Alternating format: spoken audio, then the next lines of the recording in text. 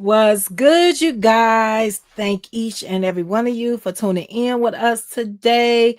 March, y'all got those wrenches. Y'all know what to do. And hey, love. Hey, what's going on, beautiful? How you doing over there today?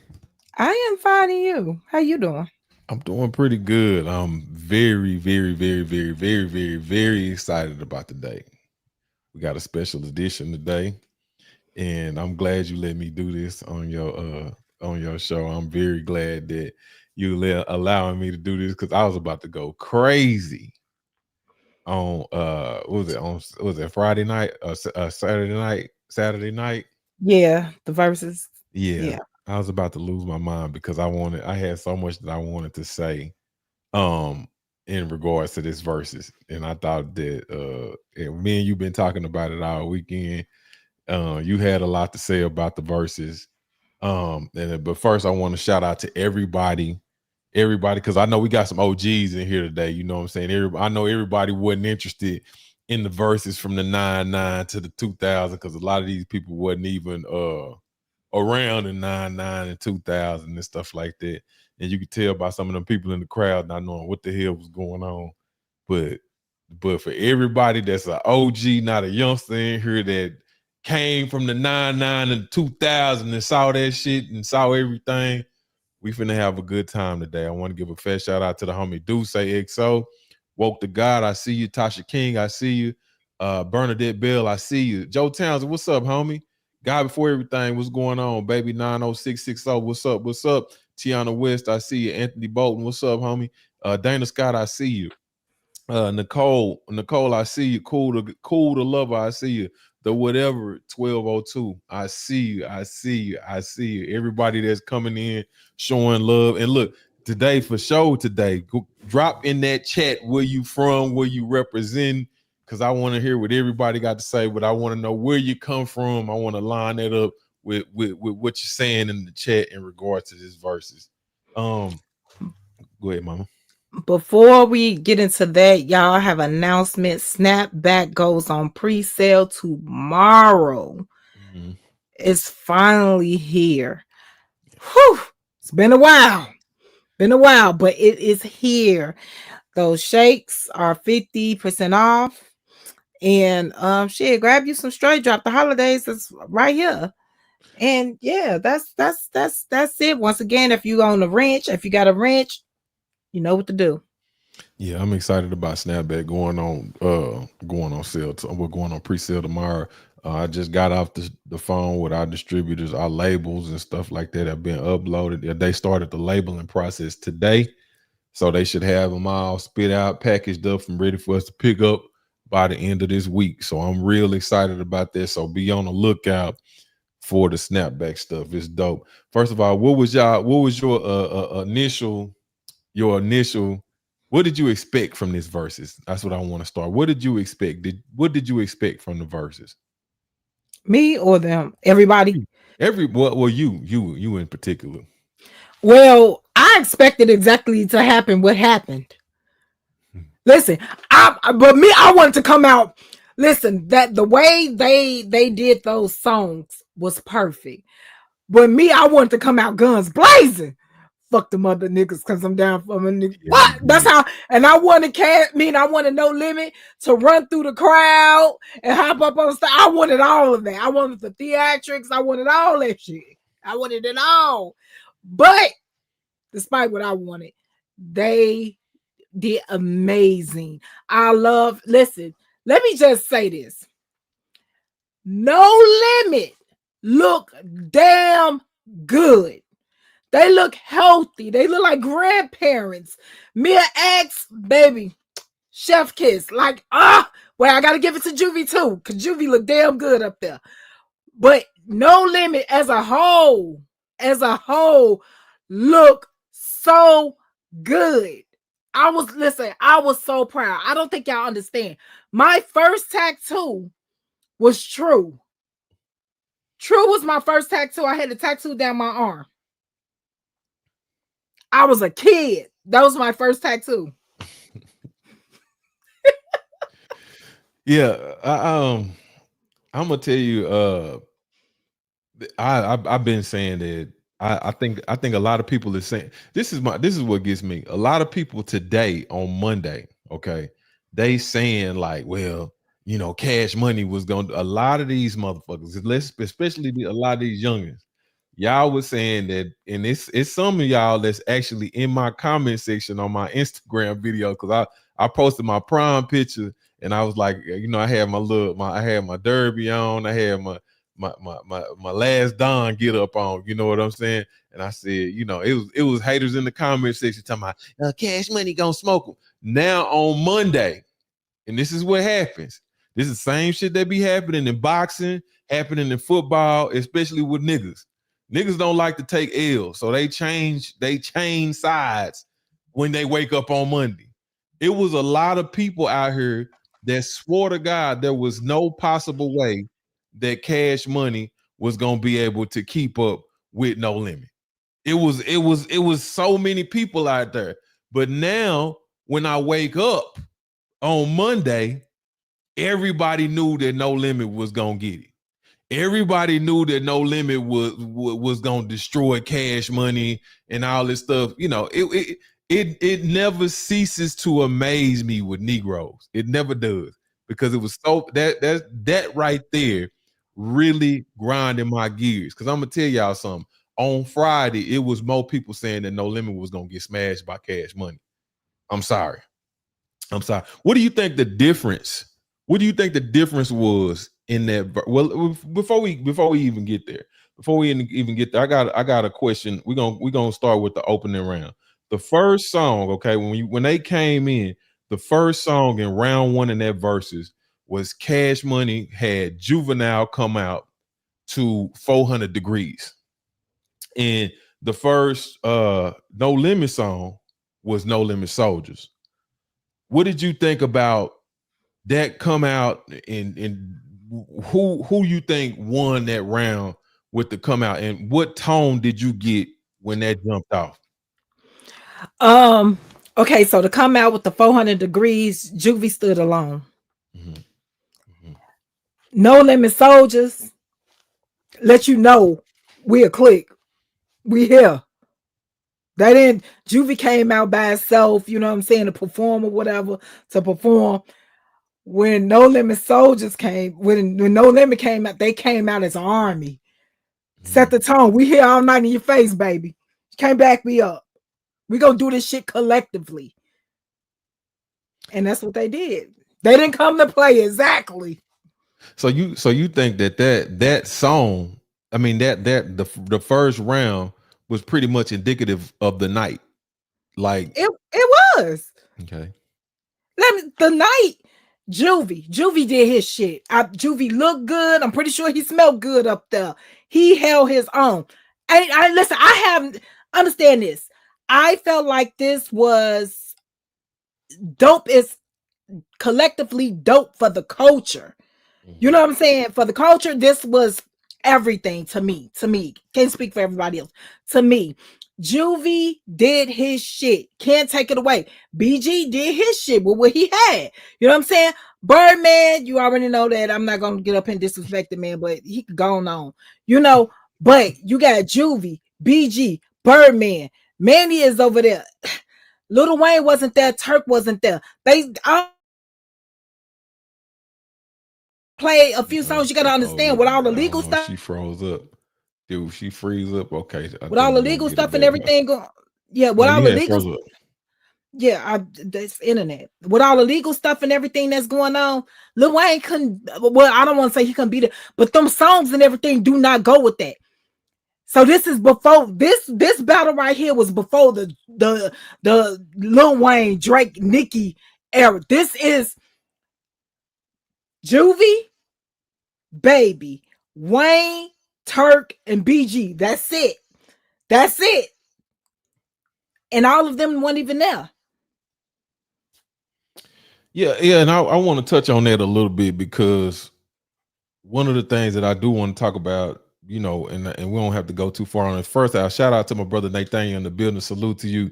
He says, salute CC and Black, and to everyone in the chat. Much love to you, brother. Much love to you. Hey. The first thing I want to say is, like, a lot of people is saying, well, Wayne wasn't there.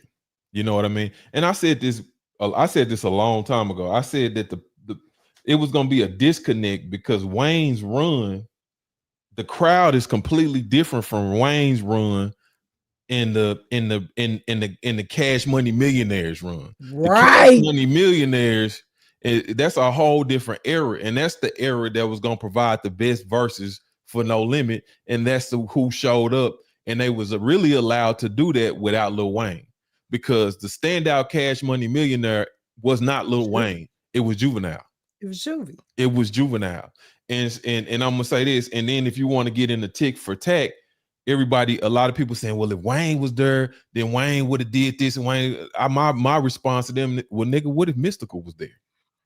If Mystikal was there when they did, it ain't my fault. If Mystikal was there singing "Shake Your Ass, but Watch Yourself," if Mystikal was there but singing "Been So Long," if Mystikal was in that motherfucker doing the soldier songs and shit like that, what if Mystikal was there?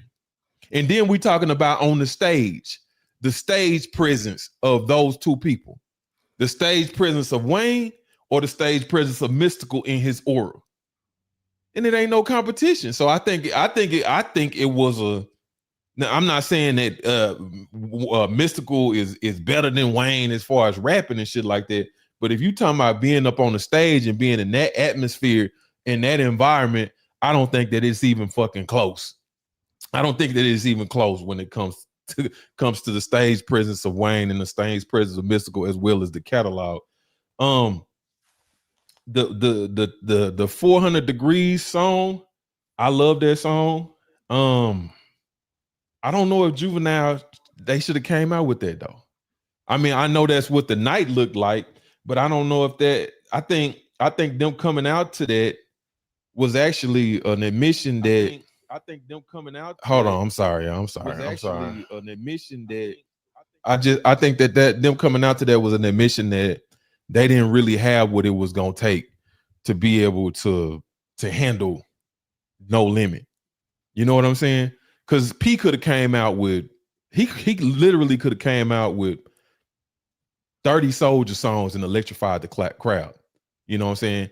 He could have came out with he could have sung any of them rappers soldier songs and electrified the crowd. He could have, I mean, so I don't know. I just feel like it wasn't gonna even be close. You know what I'm saying? D Hood Rilla, let's talk about something. Lil Wayne stepped up when everybody else went to jail. So Lil Wayne was not in that era. Lil Wayne was still a kid. When everybody was getting ready to go to jail, Block Is Hot was coming out. Lil Wayne still was searching for himself. That catalog with just Wayne alone, everybody else was locked up, and Juvie was on drugs. He was battling, going through his own thing. He was going through some. I didn't want to say that. I didn't want to say that. He was going through his own stuff. That catalog cannot go with what's going on. And if you think I'm lying, in that case, they would have been playing Lil Wayne. They ran out of songs. That's why we only got, we just gonna do a verse of piece, and because it's not us, it's the verse. They ran out of songs. Lil Wayne went into a whole era by himself, and he started branching off doing something else. So that Lil Wayne whole run do not go with the collective run of it. When Lil Wayne was branching off by himself, NoLimit was doing something else. Well, to be fair, when you see a youngster saying stuff like that about Lil Wayne, and I'm not dissing you or nothing like that, but to be fair, Lil Wayne was there. Lil Wayne was little. But what I'm saying is that this is what I'm saying. He was there. He was. If we're gonna do that, let's do it for real. Lil Wayne was around when NoLimit was around. Okay, he was around. He was around. Wasn't even cursing. He wasn't even cursing. And he was like 12, 13. And I'm gonna tell you something else. Because, like I said, this was about the Cash Money Millionaires. In that era, when Lil Wayne was in the Cash Money Millionaires, he was there. He could not stand up to the tank. I'm sorry. I don't know if you think that in your mind, But I was there. I was around. And I love Lil Wayne. My favorite Lil Wayne song, I know y'all like all that new shit. My favorite Lil Wayne song that let me know that he was going to be a great rapper was Block Burner. He did a dope hit. Block Burner was one of the dopest songs in the street, production-wise, lyric-wise, and everything when it came out.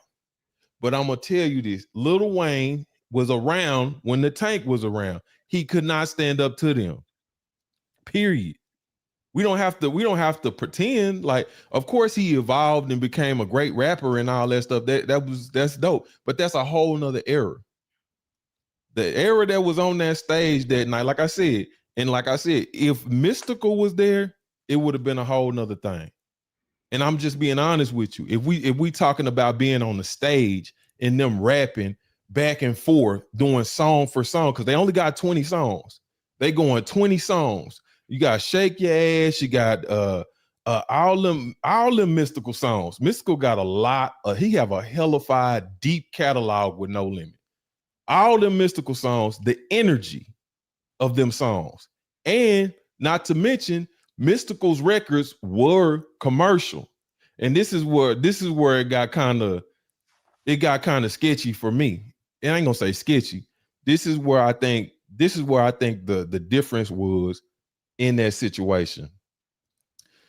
I think we really got exposed to gimmicks and bullshit and real street shit.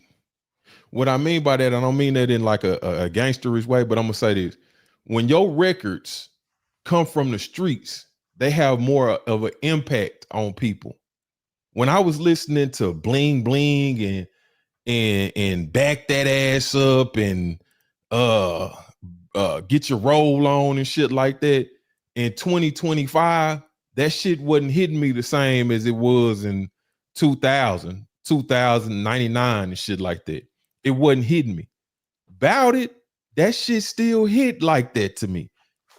NoLimit Soldiers, that shit still hit like that to me. Them songs was because those were street records. Those were street records that came up organically because they weren't playing MasterP. They weren't playing MasterP on the radio and shit like that. Them records was organically made and formulated in the streets because truth be told, MasterP built the fucking road that CashMoney walked in on doing all that gimmicky shit. That's just my opinion. You know what this remind me of? What's that? Talking about boxing. Oh, talking about boxing. It's like, when you know the history of stuff, it makes things a lot different. Right. Let me say this. Let's talk about Mia X. When I say, first of all, Mia X look like she done aged backwards. She looked so goddamn good, and she got up there. Listen, she was the MVP of the night. Her and Juvie for each team. Listen, Mia X, I'm so proud of her. She looks so good. She looks so radiant. She just looked like she floats. I loved it. Loved it. She wasn't windy. She stood up there. She did her shit. She wasn't showing no ass. Straight bars. And she came up there and she responded. Every time they sent something, she sent it right back when it was her time. You know, it was a beautiful thing. I want to talk. Let's stay with Mia X for a minute. Now, he didn't do Mia Ticket Anthony Bolton. Let's stay with Mia X for a minute. Okay, so Mia X and MasterP, it's been in the news. They done had some kind of rift or whatever the case may be, right? In the past. But Mia X showed up. I'm gonna be honest with y'all. I don't think that NoLimit could have done what they did. And I knew this. I said this. When Mia X dig in her bag, she was gonna wreck some shit. She was gonna be hard to fuck with up there. And so do you think that NoLimit could have delivered that type of performance that they did without Mia X? Absolutely not. Absolutely not. Not taking away. Listen, what MasterP built with the whole NoLimit thing, and he did that for his brother Silk the Shocker. When he built the whole NoLimit thing, he built it as a family. And her being that female on there, giving that female energy, it was just a cold ass balance. Because we got these hard legs up here delivering this, and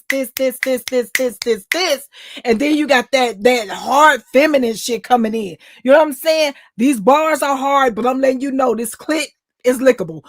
She came in and delivered that. I mean, it was a balance. I loved it. No, and it wouldn't have been the same if Mia X wasn't there.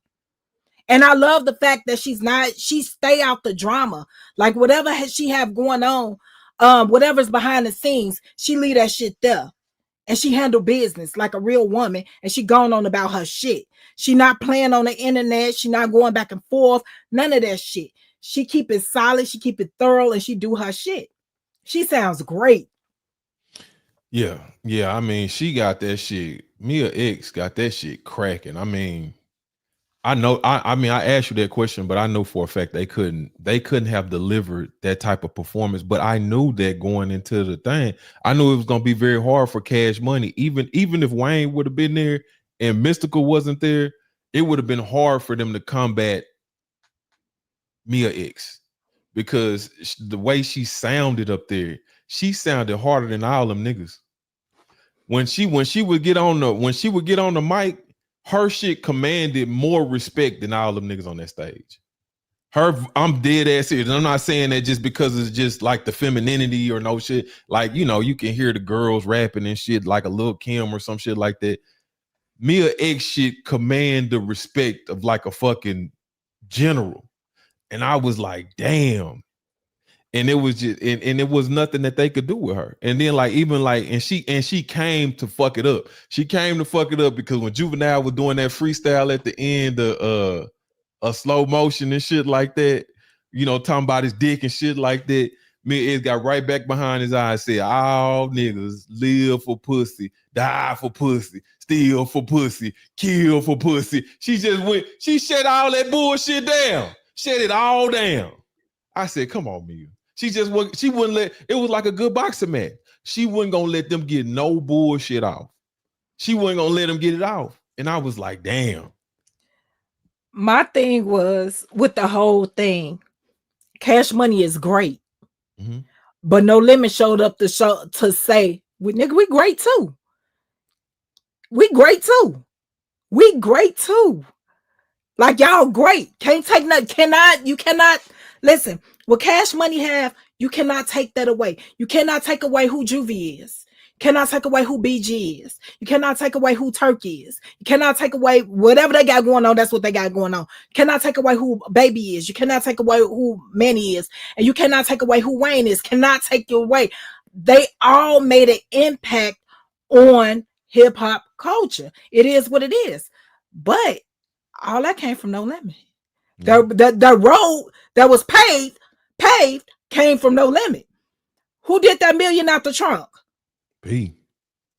Out the trunk. With no deal. Out the trunk. Listen, the deal he did get, they made it. Listen, the P deal was so unique that they would not give it to another artist ever again. Right. His deal, and listen, that wasn't the first deal. Because when he got, listen, they offered him, I want to say $1 million. Let's just say $1 million. The first time they offered him this $1 million, right? First time they offered him $1 million, he said, oh, shit, I could get more than that. I can get more than that. They did that out the trunk. So it's like, listen. I mean, you know, and you say it's for the culture, and you know, I got to throw my shit in there.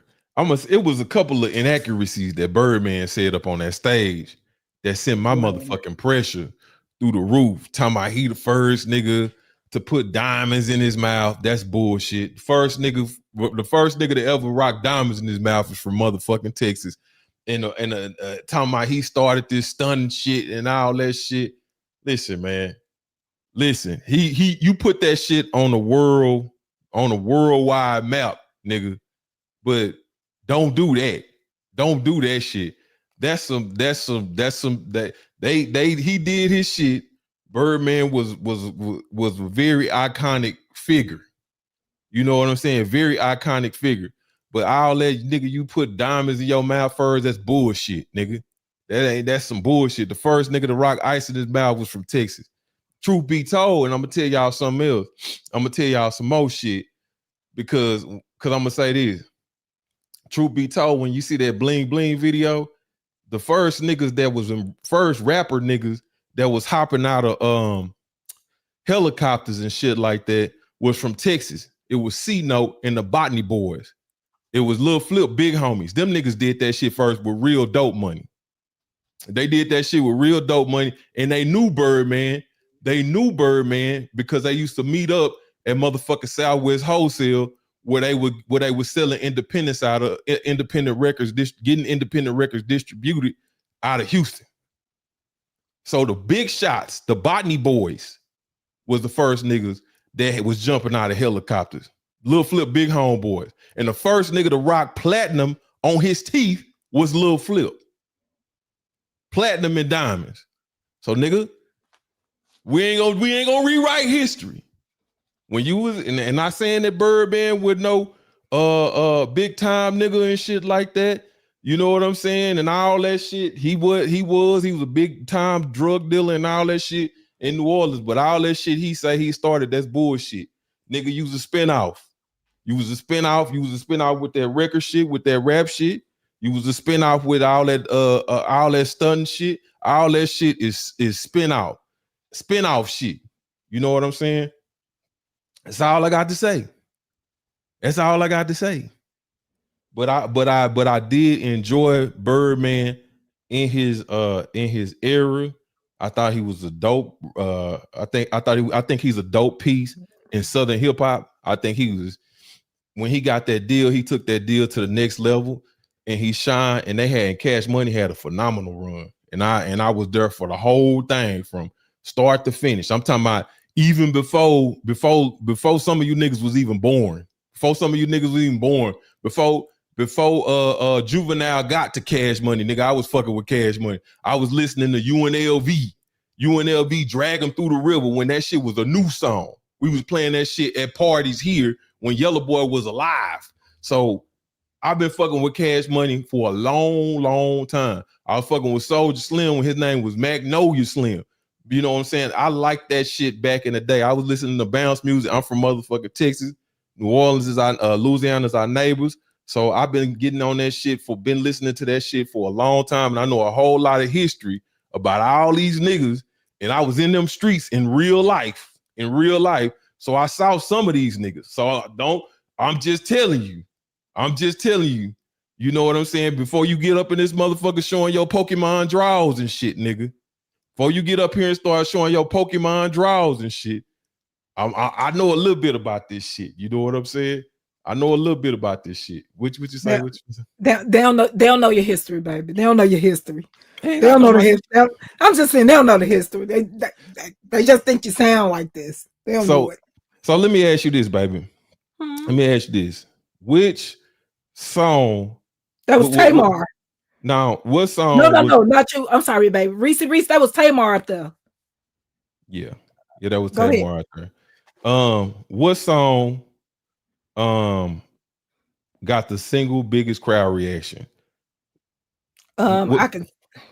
Would it be Back That Ass Up, or was it Bout It? So initially you thought it would be Back That Thing Up. Back That Ass Up. I can't tell. Back That Ass Up. I'm Bout It. When I'm Bout It, the crowd went wild about it. Okay, listen. I gotta talk about this. Mm-hmm. So when I'm Bout It came out, I'm full-fledged game banging. Like I'm in the streets. So Bout It comes through. People like, man, y'all seen that Bout It? Y'all seen that Bout It? Hell no, I ain't see. Now this is when motherfuckers is burning DVDs and shit. Not even DVDs. This tape. This is VHS. So I'm like, now my cousin made the goddamn VHSs. You know what I'm saying? So I'm like, man, I'm gonna call my cousin, see if he got that Unbound. Now my cousin come through. And I'm like, cousin, you got something called Unbound? He say, everybody asking for that. He say, yeah, I got a whole bunch of them in the trunk. Listen, he give me that damn Unbound. What? Listen, I jumped off the porch really young, 11, 12 years old. This is not a joke. But About It changed my fucking life. I'm telling you this. When you in the streets, music influenced you. Then you put a Mr. Ice Cream man. Come on now. Listen, you put a visual and you fall in love with them hood tales because you know the hood you live in. You know, and I'm speaking for me, not speaking for everybody else. You know the hood you live in. You know the shit you go through. So to see somebody else's perspective of some shit that you done possibly done and that you on your way to do, and then they talking about that shit, they is you about it? Is you about it? And then you like, oh, and then that shit is so, listen, that bounce, come on, man. This shit influenced me. I'm not being funny. When it backed that ass up, when that came out, I already had kids. I was on my way to my second kid. You know what I'm saying? Nothing Cash Money has done has influenced me. There has been no motivation. I mean, they got some bops. You know, they got some shit. They got gimmick and club records. You know, but street shit, I'm not being funny. None of that shit. But influence, nigga, we had a whole crew. I was the only girl. Well, it was two more girls, but they had to go. They had curfews. We had a whole crew on 71st and fucking Yale, a TRU crew. We had tattoos and shit. Like, we out there. Thugs R Us, we out there. Like, we out there on the block. Like, for real, doing this shit. That whole NoLimit shit influenced. That's why a lot of times you see me, I'm wearing camouflage, because that shit is still in me. It's still in me. Like, I love the way they moved as a unit. You know, and it's just, that whole era shaped who I am. Now, let me say this, though. I got to give credit where credit is due. You know, from being from down here, the nigga that started the soldier shit, all the soldier shit, is Magnolia Slim. He actually invented that shit. The Soldier Slim, Magnolia Slim turned Soldier Slim. He actually started the camouflage, the Reeboks and shit like that. He started that shit. But you know, he have been, I want to say he used to fuck with Cash Money back in the day. He also used to fuck with NoLimit. You know what I'm saying? He done his own shit. You know what I mean?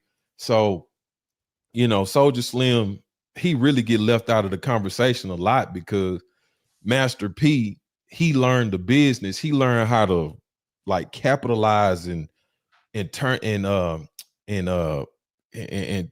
turn that shit into a product. You know what I'm saying? He really learned how to turn that shit into a product and monetize that shit. And you know, that's why, like, it's a lot of stories and shit like that go with all of this shit. And if you was there and you saw the shit take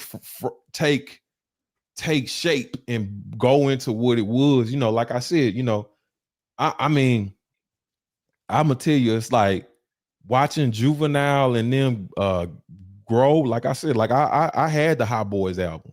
I had that shit. The original Hot Boys album when they was, you know, before they did the reboot. I had the original what is that? I can't even think of that shit with Neighborhood Superstar and all that shit on there. Yeah, and so, you know, when they got their deal, I was so fucking excited. I was so excited. Like I'm gonna tell you, I can't say that Cash Money didn't influence me because I'm from the South. You know what I'm saying? With me being from the South, all of them dudes, and I was already in the streets distributing drugs and all kind of shit all over the country and all kind of shit. But I'm gonna say this: watching them dudes, not only them, watching Cash Money, watching 3 6. The first time I saw Triple Six, 3 6, like I was sitting up listening to Lil Jon talking about Tear the Club Up didn't come out until like not when they got their deal. I want to say 97 or something like that. He said that shit. I was like, nigga, Tear the Club Up that came out in 1997 was a remake. That was a remake. And before them, it was some more niggas in Memphis saying tear the club up. So Memphis niggas invented crunk. But see how this shit moved, they start changing, start rewriting history and shit like that. And niggas is guilty of that shit too. Niggas do that shit to their own self because you looking at the shit. If you was really around in this shit, you like, wait a minute, nigga. The Turtle Club up that Paul and them came in with on their deal when they dropped not even the end when they dropped World Domination, but when they came in on that, nigga, that was a remake. And so, you know, when you looking at that shit and you watching these niggas and you watching them get deals and you watching them go from just some local niggas to being like, you know, being on TV and shit. And being you, the way we was growing up, it's like you never seen no nigga on TV. You never saw, like niggas like Scarface and Willie D. Them niggas didn't even seem like they was from Texas. You know what I'm saying? It seemed like they was just from somewhere else. And they never, I ain't gonna say they never, because it was just like, it wasn't, the only nigga that really put that shit out there like that was Willie D. And Willie D, niggas try to play him to the back as the ghetto boy. They put Bushwick Bill in front of him, but them niggas actually got on TV. And Master P, one thing about Master P, he made them niggas respect it. He made them niggas, he wasn't behind no curtains, like Jay Prince was around, but he was like the Wizard of Oz, you know what I'm saying? You never seen that nigga. You would see his name on a CD or something like that. But when Master P came out, that nigga put it in their face. He wasn't doing it quietly like some of these other niggas. I would say like when Andre 3000 was he was saying his shit, but his shit was more intellectual and it was clean and it was safe for them niggas. But when P started coming out, that nigga P will just go in the studio and just say whatever. He'll just say whatever come on his mind. He'll just freestyle a rap. And niggas be like, he didn't give a fuck. And he put that shit in niggas' face. And he took that shit to another level that the world had to respect, man. And I think, like I said, that versus, it showed that. It showed that shit in real life. It showed that his shit was organic and real. And them niggas just really just jumped off his back. It was really like a big homie was like, that came on like, nigga, okay, nigga, like a big homie just got out of jail or some shit. You know what I'm saying? And he just took back control of the block to show the nigga, I ain't gonna stay out here, little nigga, but this how it's done. And went back in on him. So let me, Anthony Bolden say, I'm from Memphis and Hurricane G was crunk in the club before everyone. Then, yeah, it was a lot of niggas before 3-6. It was DJ Squeak. It was a lot. Memphis been, so when Lil Jon said that shit like disturbed me. That shit like shook me to the core. Like, what the fuck is this nigga talking about? Nigga, them niggas architected that shit. It wasn't even close. Them niggas from Memphis architected that shit. Architected the whole crunk shit. You know what I'm saying? So, but all them niggas influenced me though. I mean, I'm gonna be honest with you. Wait, that's another crew that influenced me and where I'm from. 3-6. Yeah, 3-6. That whole, the way I be quick to that whole tell the club up mentality, that come from that shit. And it's like, listen, put that shit on. Any of that.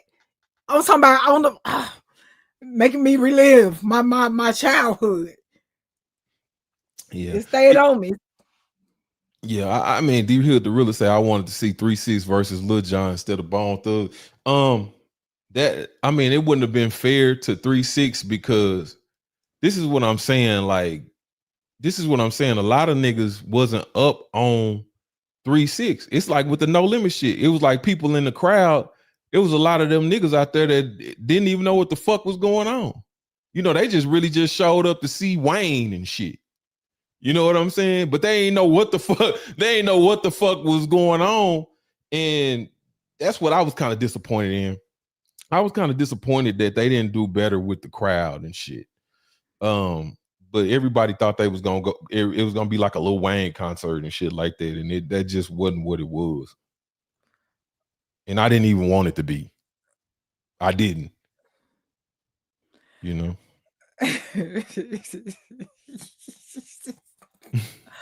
I'll read D Hoodrilla. He's talking about it should have been Bone Thugs and Harmony versus Migos. Bless your heart. The Migos ain't nobody. The Migos, listen. I mean, babe, wait. It don't go together. It just don't go together. That don't go together. Not at all. Not at all. It just don't go together. I get what you're saying, but it don't go together. You gotta so I don't like the Migos. Ain't nothing against the Migos. I love them to death. But they just don't go together. That's like, listen, you know when you go to the grocery store, right? And you buy new steak, right? And so when you package up your steak, you put it in the bag, the sealed bag, and you open the refrigerator, and then you got old steak up in there. And so you got to pull the old steak out. So you put the fresh, old to the front, new to the back. That's what that is. That's old steak, new steak. I mean, old steak, new steak. It's just steak. Go ahead, babe. No, but I mean, and I'm gonna dig in the bag and say, the niggas, the top niggas from the Migos got Lord Infamous flow. Any nigga from Memphis in here will tell you that a bunch of the top Migos songs is because they sound like Lord Infamous. That's Lord Infamous flow. Any nigga from Memphis will tell you that. And they got his flow, and then which Lord Infamous is a 3-6 nigga. And so if you from the South, you know that. You know that the way that nigga used to kick his shit around, he was the best at that. He had his moments. I don't know what happened, but he had his moments. That shit influenced the shit that the Migos was doing, and they made they shit off of that, But that's just my opinion on it. But I do got a question for you though. Who had, in your opinion, the best trash talk? When was it Birdman or was it Master P? In your opinion, who got off on that? On the stage. Yeah. When they was on the stage, who got off Birdman. on that? You think Birdman did? Yeah, when you high and shit, you can always talk the most shit. I think I'm gonna tell you something. I think P did. I think when P said, when he did that shit, that when he said, yeah, you started that stunning shit or whatever, but he said, I'm from Uptown, nigga, and I started this body shit, and then that body dropped. I think even though Birdman, was doubling back saying, crashing out, Kendra Wright, crashing out, even though he crashed out. I think when P said that shit, that was it. That was a mic drop right there. I don't think he recovered from that. Yeah, the rebuttal was on point, but the trash talk, Master P wasn't on talking no damn trash. Master P, he wanted to do it for the culture, and he said that.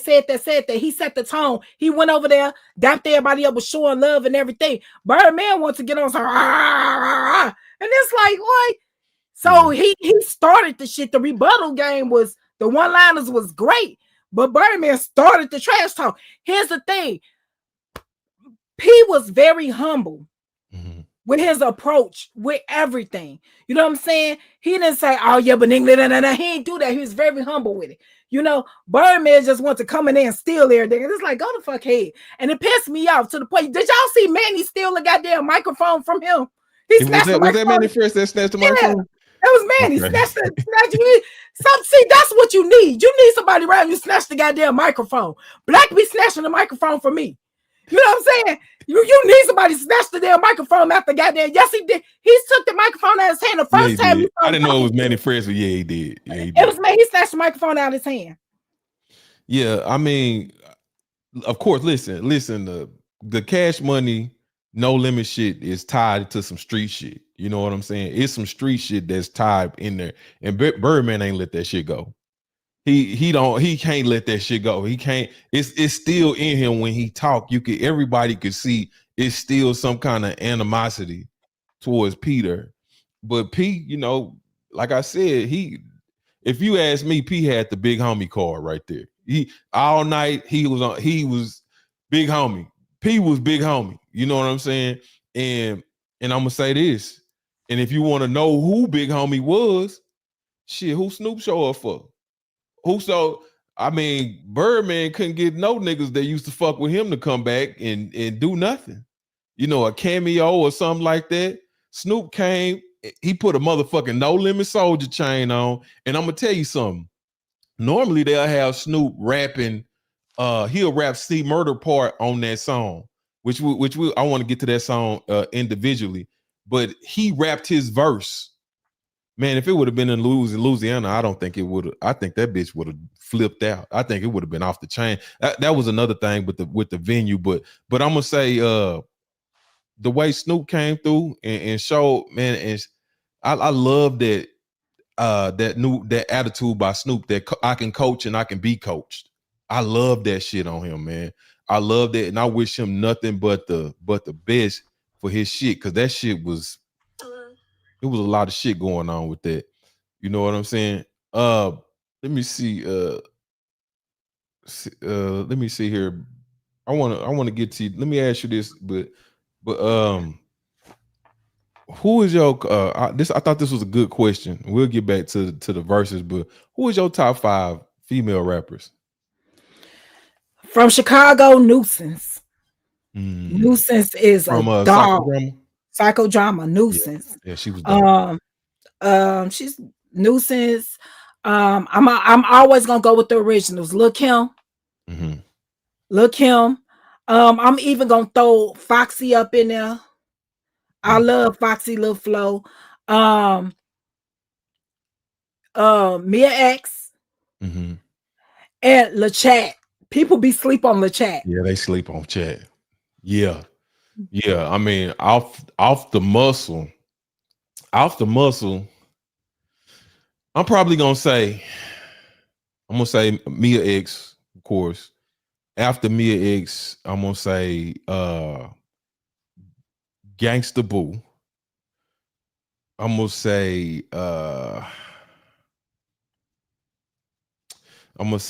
Lil Chat. I'm gonna say Marvelous. I don't know if y'all know who Marvelous is. Marvelous is a chick from Northern California. Bone, right? No, she was with Brother Lynch on. She was with what's the name of that shit?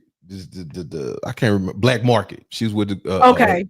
Black Market, which was where Brother Lynch Chung was, and I believe Sibo was over there. It was a lot of niggas from Sacramento over there that was that, and that movement right there, that Sacramento movement right there, one of the most slept on motherfucking movements of all times. One of the most slept on. Like, we talk about Memphis, we talk about Texas, we talk about you can't really say New Orleans, because New Orleans done really solidified their place in history. You talk about Atlanta, but Sacramento, them niggas in Sacramento, and one thing you gotta get them niggas from Sacramento, it ain't a lot of them niggas there. It's very small, but them niggas be going hard with the music. Even right now today, even right now to this day, right now, the niggas from Sacramento really be holding. So I'm gonna say Marvelous, Lil Chat, Gangsta Boo, oh man, that last one is gone. I don't know. I'm it used to be a chick from Dallas, and she was real hard. Her name was Boss. I remember Boss. Yeah, Boss was a bad motherfucker. Yeah, I remember Boss. Yeah, Boss was a bad motherfucker. Really get slept on a lot. Really get slept on a whole lot. And she was before a lot of these Lav go hard, Joe Townsend. Love Lav and all his little crew and shit. Not little crew, his crew and shit like that. Them niggas doing that shit. But I'm thinking, because I know it's somebody that I'm missing, but my core is, of course, my core 3 gonna always be Mia X, Lil Chat, Gangsta Boo, and Marvelous. I thought Marvelous was a bad motherfucker. She was hard, man. She was real hard. the way you feel about them is the way I feel about Nuisance. First of all, She was hard too. Nuisance, She on my top Nuisance, 10. I didn't even know she was a Nuisance, girl. I'm sorry. I didn't even know she was a girl, but go ahead. Nuisance is so slept on. Everybody like to go with the popular shit, this, that, and the third. Y'all gotta understand when I started doing music, I was a teenager on some accident shit. And my first place, the first place they ever took me, it's a dude named Uncle Beats. Which is Project Pet Road Manager. You know, he took me to the Circle out west, and it was a club. When I walked in there, at this point, Twist, the Do or Die, Crucial Conflict, everybody up. Psychodrama, Triple Darkness. Listen, White Boy. If you from Chicago, you know who White Boy is. He did the Chicago Idol. He won that shit. But I walk in, they got a battleground in the middle. It's a ring in the middle of this damn club. And you see it's chick named Sweet Juices, Baby Girl.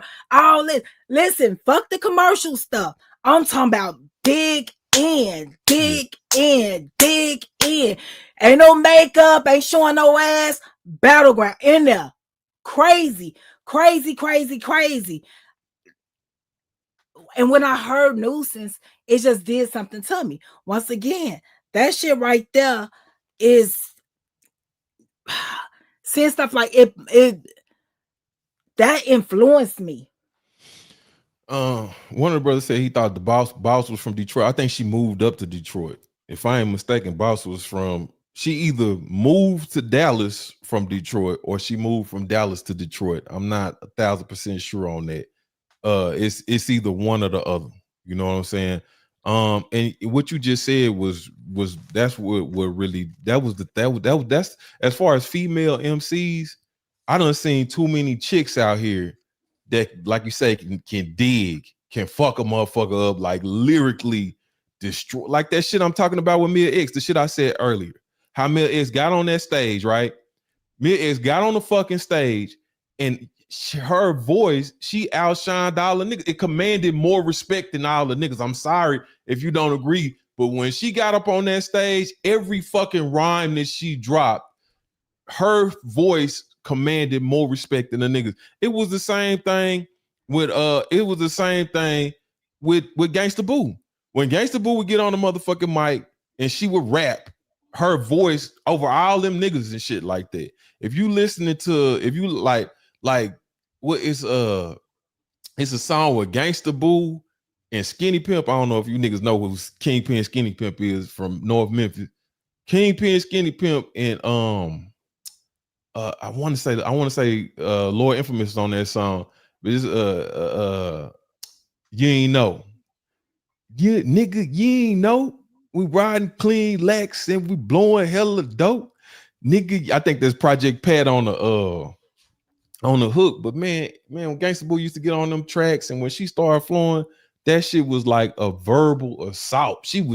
Her voice, and it's the same thing with Chat. They know how to get on that motherfucker and really just destroy the mic, you know. And and like all of them, if you know that they like students of Mia X, like Gangsta Boo and Lil Chat, they students of Mia X. Cause Mia X, Mia X really got that shit to make niggas move. Like she can make some, she could get with that shit, how that shit, she could get some niggas in motion. You know what I'm saying? She can mobilize some niggas. She can mobilize some niggas with her voice. So I think that Mia X, of course, is at the top, and it's sad that she been slept on. She ain't ever on nobody's list except like people like us. You know what I'm saying? But if you go to the big list and you go to these mainstream lists, she ain't never at the top of nobody's list. Because the people who influencing the list don't even know she exists because they're kids. I wouldn't say that. It's a lot. Mia X was around when Foxy Brown was around. Mia X was around when Lil Kim was around. You know, and she was doing her shit. She wasn't talking about getting a pussy ate and all that. Well, she was, but it was a different kind of way. You know what I'm saying? She wasn't selling sex. Exactly. She was selling real shit. She was selling real shit. Go back to why I feel fuck with Nuisance. And then I'm an underground person. I like underground shit. You know what I'm saying? I love the whole underground. Once shit started turning to commercial, I'll be off of it. Yeah. I I agree. want to feel. I'm sorry. No, I'm sorry. Go ahead. I want to feel like you talking to my struggle or what the hell I'm going through or what I'm. You know what I'm saying? I don't want to fucking dance all day. I don't want to dance all day. God damn it! I don't want to shake my ass all day. I'm old. My knees hurt. Shit.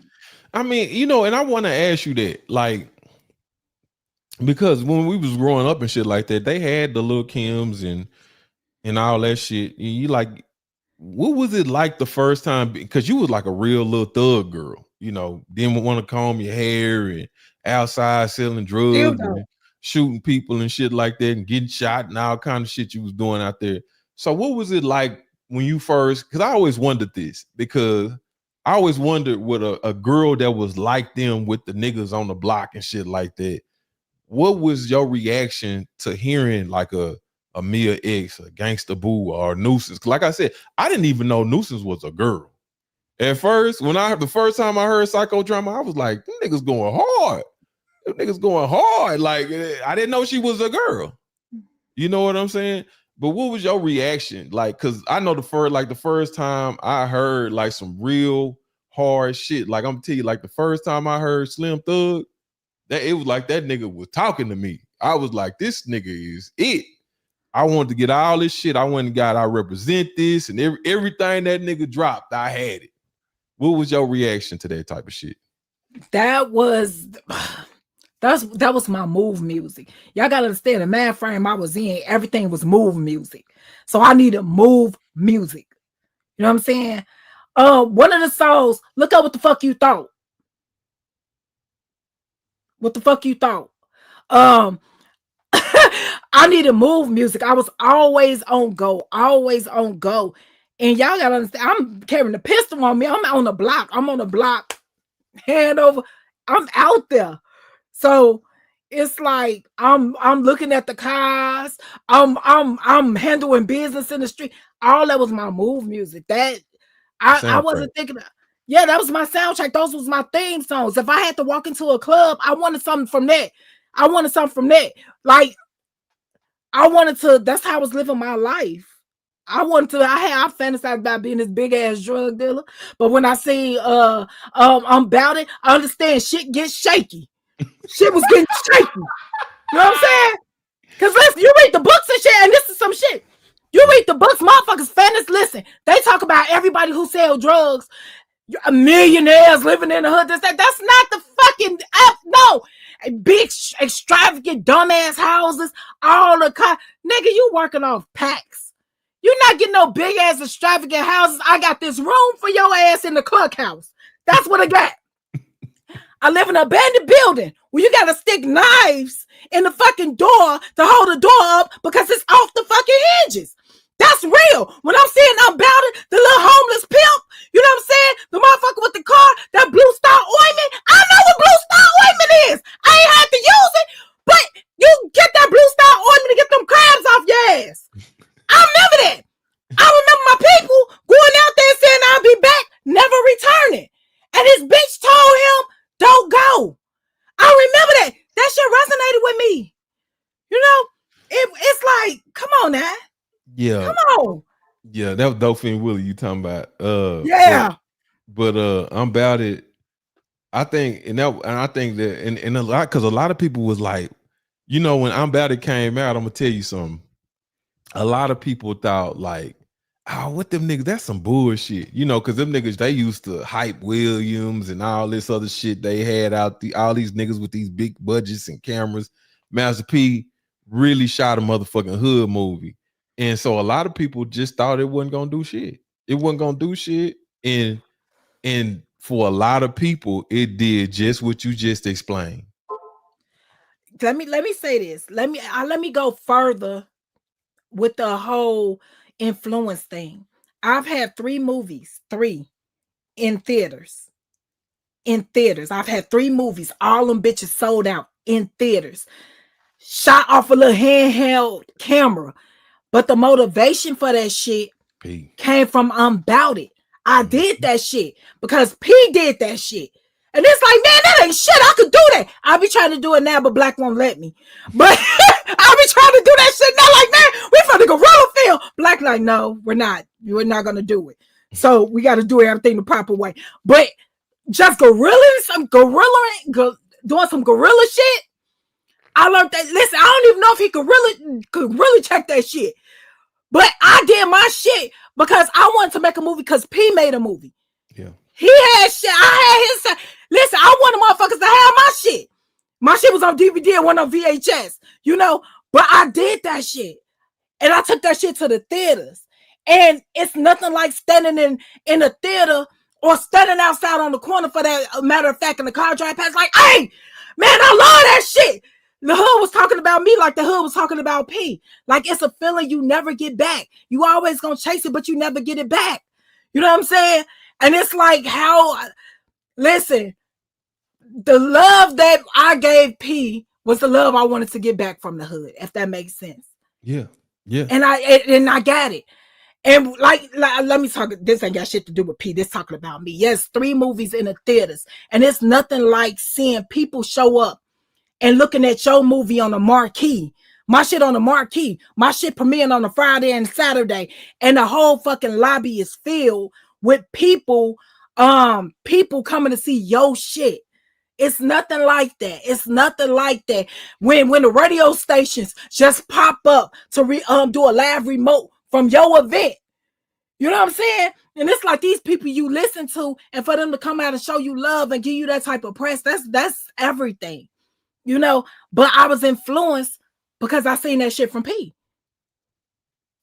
I think that what you just brought up was, I think you just brought up with what the essence of why he was able to do what he did at that Verzuz.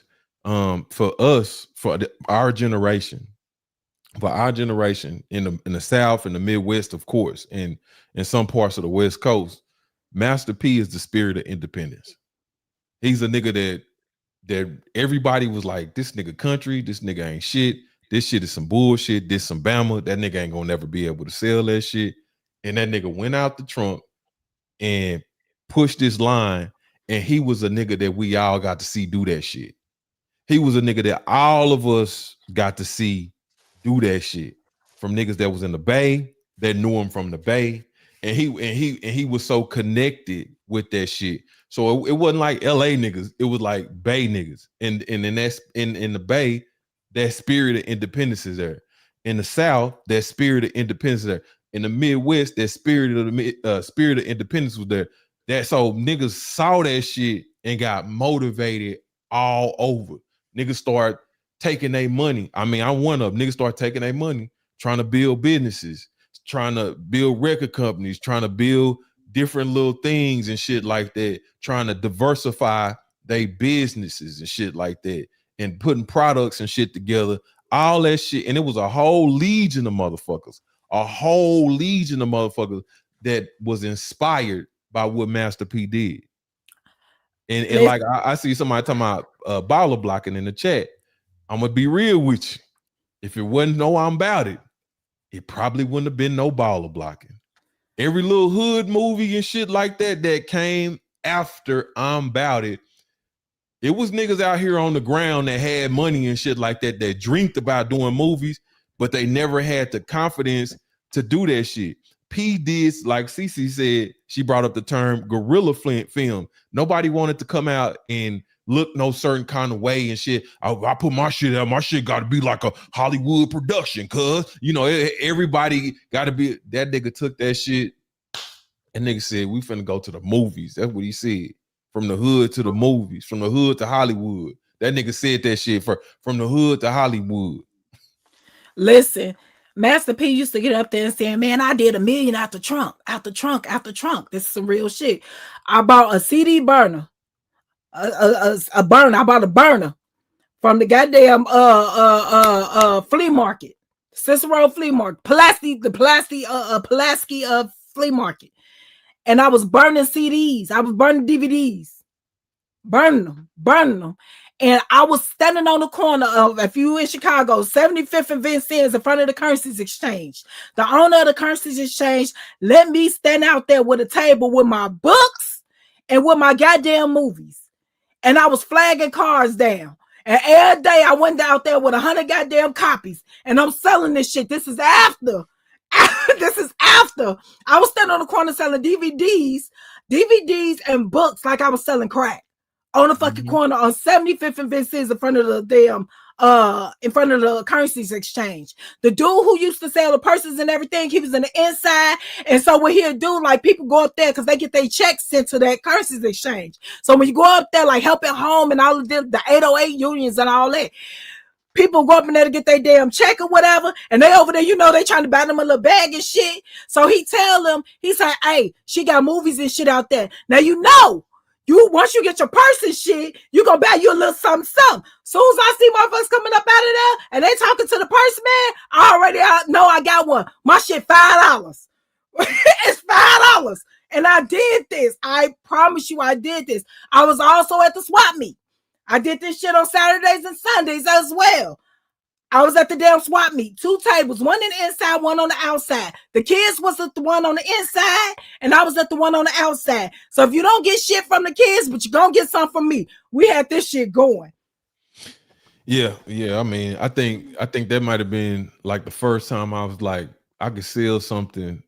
Like I can really, because when I could really sell something besides drugs. You know what I'm saying? That's when I think when you actually, you know, like when we was hanging out with my best friend and he was telling her when we went down to the Kappa and we was selling CDs. He's a producer and shit. But when we was younger, and I was like, damn, you could sell this shit and not get jammed up for that shit and people fucking with it, you know. And that's when you kind of realize, like, okay, the same kind of hustle applies. The same kind of hustle applies to where, okay, I could sell this, but I could also sell this and I could stay free. And I think MasterP, he's a big reason why a lot of dudes went another way.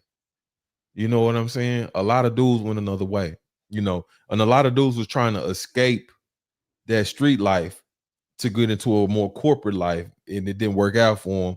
But he really did. He did a lot. He influenced the hood a lot. And that's why I say he a lot of people. He the spirit of inspiration for our era, you know. And I think that he wasn't gonna be denied no kind of way on that deal. Let me ask you this too. Who looked the best? Who looked the best out of, like, as far as uniform, presentation, skin, just who looked the best after 30 years almost? Who looked the best out of NoLimit and CashMoney? I'ma say equally. NoLimit looked good and all them showed up. Mystikal couldn't be there, but of course he was locked up. NoLimit looked good. But I cannot. Juvenile looked damn good. Yeah. You know what I'm saying? BG been locked up all this time. He looked damn good together. You know what I'm saying? Yes, Turk, even though Turk wasn't there, Turk looked damn good. So BG, Juvenile, first, Juvie, Turk, BG, Lil Wayne and Birdman. No. But they dress good. No, well, baby dress good. Lil Wayne, he just put his shit on. I don't know what it is that he put on, but he put it on. I'm sure it costs a lot, but it is. But Juvie looks damn good. MasterP looks good for his age. Listen, NoLimit showed up like, you know, the family reunion. Your bougie cousins, your bougie aunties and uncles and shit. NoLimit was the bougie shit. They used to be in the hood, but now they not no more. They just show up for the shits and giggles. Them people are grandparents now. Grandparents, and they live in a clean life. They trying to raise their kids, shit like that. Their grandkids and all that other shit. They showed up for fun. They showed up for the culture. P, he's still moving around. Listen. Once again, I'm going to say the greatest person, the Juvie. I get that to Juvie and Mia X. Mia X looks damn good. Juvenile looks damn good. As a total, NoLimit look phenomenal.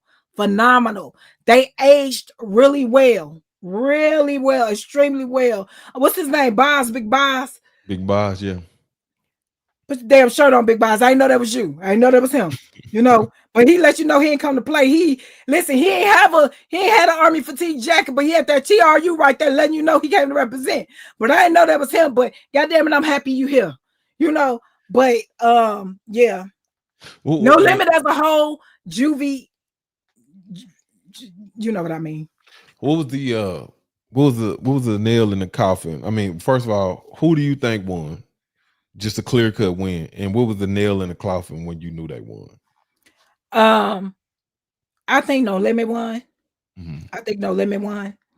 But the nail in the coffin was fuck them other niggas.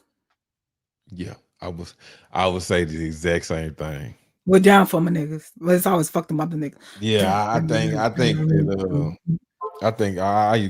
think fuck them other niggas was the nail in the coffin. I mean, like I said, the biggest to me, the biggest weapon of the night was Mia X. And I think that fuck them other niggas when Snoop came out and he rapped his part and then the nigga rapped it a cappella. Cause I'm gonna be honest with you, I thought the nigga forgot the song. Cause I ain't never seen him sing his verse. You know what I'm saying? I ain't never seen him sing his verse. I'm like, this nigga even know that song? So he came out and that nigga rapped that song a cappella. They cut the music off and let that nigga rap his verse. And he had his tank on. He was in fatigues. I thought that it was. I mean, when they play How You Do That there, that should have let you know. Like when they play How You Do That there, I think that niggas should have known. Like, yeah, nigga, it was a lot of shit. It's a lot of shit that you forgot. Cause it's a lot of shit when CashMoney was talking about we ain't got no more songs or we running out of songs or we ain't gonna do one more song. It was a lot of No Limit records that didn't get played that could have got played, and niggas would have been like, you know. Let me say this, because let me say this, how the whole thing started, and I'm gonna give him his flowers. And I talked about this before. Silk the Shocker. Mm-hmm. Silk the Shocker. First of all, he looked damn good. He still looked like he looked back then. He just put on a few pounds, but that ain't nothing because he's still in shape. But Silk the Shocker, like people be, you know, they talk about everybody else, but Silk the Shocker was, come on, he got the song with Destiny Child. People always talking about, yeah. I just want to give it up to Silk. I fuck with him heavy. Yeah, I fuck with Silk. I like Silk. My favorite Silk the Shocker record is Charge It to the Game. Give me the Who Can I Trust? Yeah, Give Me the World is my favorite Silk the Shocker song of all Give time. Me the World. Listen, people be sleep. People listen. I that whole Charge It to the Game. I listen to. Remember the little Hot Boys movie? Yeah, that's a slap on record. Charge It to the Game is a slap on record. Charge it for the game. Like, yeah, it got Let Me Hit It on there, which they didn't do. Let Me Hit It on there. Let me hit it. I wish I could play some shit. You a Hustler with Destiny's Child on there. That was the first big record that Destiny Child was on. He had Give Me the World. Moving on. He had It Ain't My Fault was on that, I believe. Yep. He got, it's a lot of songs on that, and a lot of people sleep on that. That to me, Charge It to the Game is one of the most slept on No Limit records of all time. You know, one of the most. The whole Charge It to the Game was a bad motherfucker. The Slater Show say Rick Shop versus Swishahouse. That would be if you from Texas, that would be a great. Because a lot of niggas will say right off the back that Swishahouse, and I'm gonna tell you something. I'm a big fucking Swishahouse fan. I love Slim, my favorite Texas artist, period. You know, I love Slim. I represent this, my favorite record. You know, people love Power Wall and Chameleon. You know what I'm saying? Mike Jones, you know, Archie Lee. It's a lot of dudes. Even Big Pick, AD, and Lil Yo and J-Dog. But listen, man, if they play that Big Mo on Rec Shop, Big Mo catalog, Big Mo whole catalog alone would be hard to fuck with. when that motherfucker, I was at the club one night. That's when I saw someone. She looked kind of dull to me. She look kind of dull, yeah. Shit, man, that nigga hit that. Oh, man. Nigga, they play that. They nigga Big Mo. All that. Listen. They play that Big Mo nigga. Shit, Big Mo was a bad motherfucker. You know, he was a bad motherfucker. So, but you know, yeah, just a dog. Yeah, if you from this region, and CC, she done been out. Now she out here. When they put that motherfucking Mo on, when they put that Moyo on, that just a dog. And if you don't know what that song is, you go cut that motherfucker on. You gonna get some real Texas shit in its essence. You know, that's some shit that. Listen, living in Texas at this point, right? So it's a lot of people that I wasn't on, that I got on living out here, and I'm so mad that I'm just getting out here, getting up on them like Big Tuck. You know what I'm saying? Listen, listen. Everybody, Bonton, the boys in. Listen, I feel like I know them niggas he was talking about. Listen, I want to go to the land. You know what I'm saying? The 44 boys, but I know. Listen, Zero, come on now. Listen,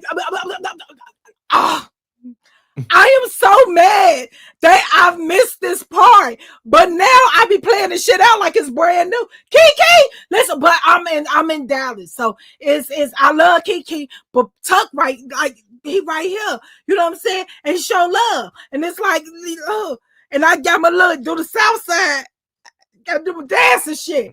I'll be so hey. I got a Chicago girl out here doing the South Side. All my Texas boys, she out here doing the South Side, singing Big Mo, and just South Side, the realest from Big Tuck and Ziggy there, Doe, and all these niggas shit.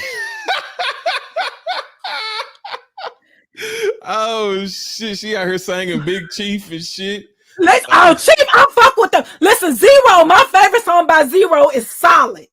Yeah, Solid is a bad motherfucker. Solid. If y'all don't know what that is, look it up. Look up Zero Solid. That's my favorite song. Yeah. 7-8, what's up, homie? Hey, y'all, this is 7-8 right here. He helped me get black. Oh, this is the nigga that set me up. They set me up. 7-8, tell me how you helped me get black. They set me up. That's how you love that setup. 7-8 say NoLimit was my heart. They had so many songs that didn't get played black. Why would you look? Why you looking like 1993 Flex Wheeler? What up, CC, man? Come on, man. Man. They set me up. And 7-8 was Kareem. Oh no, not Kareem. It was Kareem Akbar. The light-skinned brother with the white. Yeah, that's right. That's right, Rod Neal. That's right there, right on point. Listen, we finna get ready to go to Twitch. We gonna have fun over there at Twitch. Let me get the what's the name so y'all can come over to Twitch with us. And man, I had a good time. I really wanted to talk about this Verzuz though, because this was really like I wanted to go live right after that shit happened on Twitch. You know, she wasn't feeling it. She didn't want to. Oh, I didn't want to. You know, my coochie hurt.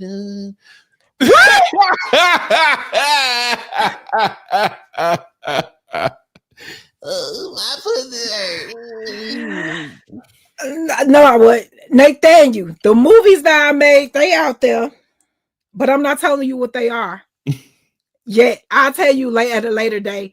When we get ready to release the movie spread, because they not on my pages and I don't fuck with the people who pages they're on. So I'm not telling you what they are. But one of these days I'll release them to y'all so y'all can go be nosy. Y'all come over there to Twitch, man. We finna get this shit cracking. We finna turn it up a little bit more over there. Y'all come on over there. We finna have some fun over there. Do some more high side and shit, but we gotta get off this YouTube shit. See y'all on Twitch. And I dropped the link in the chat, so come on over there.